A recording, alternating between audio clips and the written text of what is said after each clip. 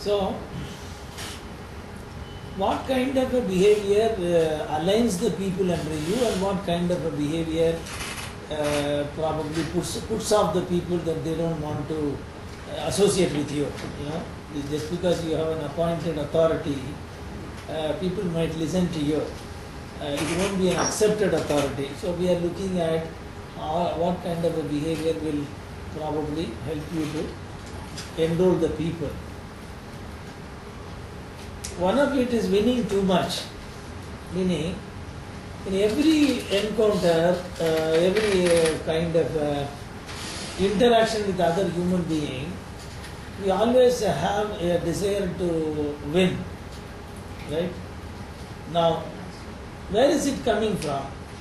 Right from the childhood, when our parents have taken us to kindergarten school, we have been programmed that you must come first in the class, and when you have scored half a mark less than 10, they started telling you that you are a dumb guy and you must be able to beat everyone else. And, right? We have been conditioned and programmed that in all situations we must win.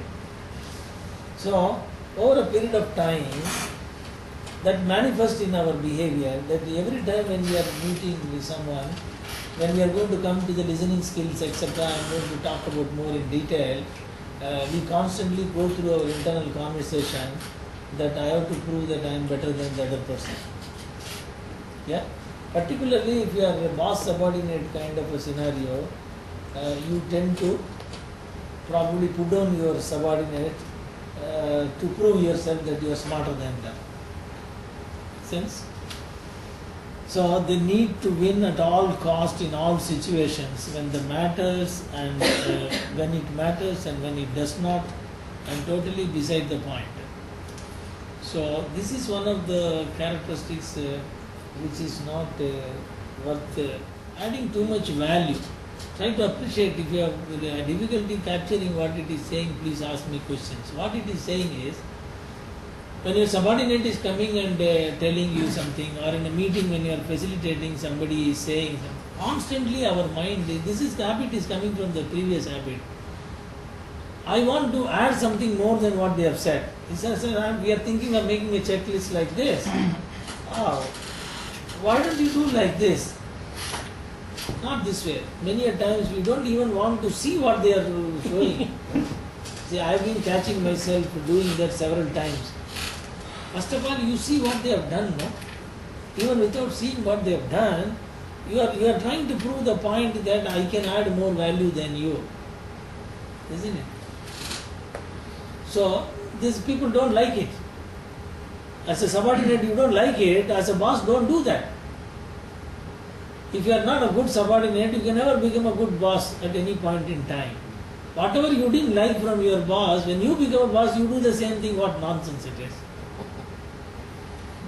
Isn't it? Have you ever asked the question that this I am doing is something what I disliked when my boss did it? So even if you want to add a value, it should not look like that you are trying to belittle them, or you are trying to show that you are a smarter guy and you have got better. Passing judgment. Now, this is one of the worst habits that all of us have got with a very limited understanding. We try to label and conclude that this is the way things are. Just imagine, as Vivekananda used to say, when you get up in the morning, tomorrow morning do this exercise. Morning you get up, right from the time you wake up, you watch your mind, what are things going on in your mind. Oh, again I have to go for the fixed training, how many more days are balance. You have to walk, make a witness of that. Then you look at something, you make a judgment, your wife is still sleeping, bloody hell, she has to make my breakfast. I am having a good time, today is a holiday for her. And then you come to the lieutenant, this bloody bugger is not getting up when I am walking in, I am officer and I have to have a company. And then I get down there, look at the rickshaw man and then start saying, what kind of a rickshaw man he is. And I see a woman dressed, you just start evaluating what kind of a dress she is wearing, what kind of woman she will be. We keep on doing this all the time. All the time. So when I read Vivekananda, I was just going to do this exercise. First 1 hour, no judgment. Absolutely. Very, very difficult because your mind is constantly interested in judging, classifying, grouping, and then it is happy. Oh, I've done this. Next I look at this person. First day when we all met, each one of us were trying to judge each other, right? Oh, what this guy is going to say. I said, this person will be a good flex will share papa. Isn't it? And we see that whatever our judgment was in the first instant, it proved to be totally wrong, Don't you see that? But still we keep on doing this. That doesn't mean you should not judge. But judging is one of the biggest energy consuming activity. Right? It consumes a hell of a mental energy. And if you are spending that mental energy for judging some man or woman, which is none of your business, you are using your mental energy unnecessarily, right?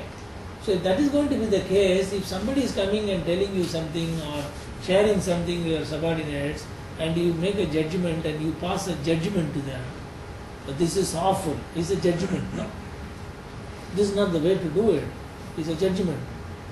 You must have seen the great leaders are the ones you will never find what is their true feeling about this. Have you not noticed this? Please, next time when you happen to see someone who has risen up to the highest level in the ladder, you get an opportunity to meet them. Of late, I am very thankful to God because I get an opportunity to meet CEOs almost every day. I see how this person has come up to this level. What way they are different animals than the rest of the people. They